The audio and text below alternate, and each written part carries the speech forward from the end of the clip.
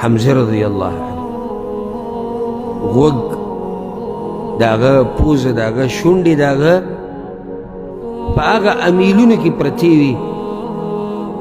کم امیلونه چې د کافرانو زنانو د احد د غزا په اخره کې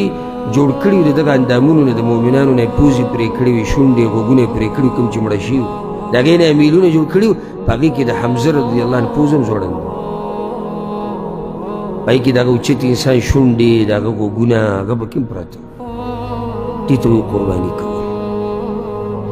اینه یې ترې راویستې وه زړه یې ترې راویستی انس ابن النضر رضی الله عنه هغه صحابي چې هغه صرف خور وپېژنده نور چا پېژندو هم نه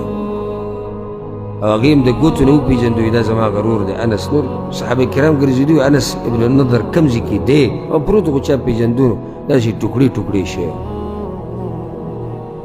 او دا داستان که موږ شروع کړو نو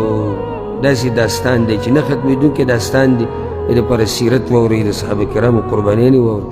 هغوی بیه کړې وه د الله سره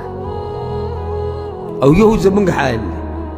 دا بدن موږ د الله دپاره دومره نه ستړی کوو چې یعنې که معمولي تکلیف زما په ملا باندې راغی یا په خپه باندې راغی منزله دله نه راسي او که معمولي د خوب جټکه راله درس پاتې دی د دین زده کول پاتې دی او که معمولی یره د غریبۍ را پیدا شو معمولی یره نو یوه روپۍ دله د الله په لار کې نه لګوي یوه روپۍ د الله په لار کې نه لګوي ځکه چې هلته یره د غریبۍ ورسره ده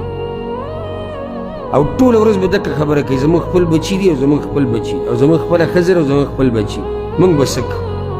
لکه دی مړ شو دی د لوږې نه مړ دی مؤمن خو د هر څه قرباني د الله لپاره مال او بدن دا دي دغه الله او چې د هغه الله دپاره قربان شي نو په دقه ګټه ده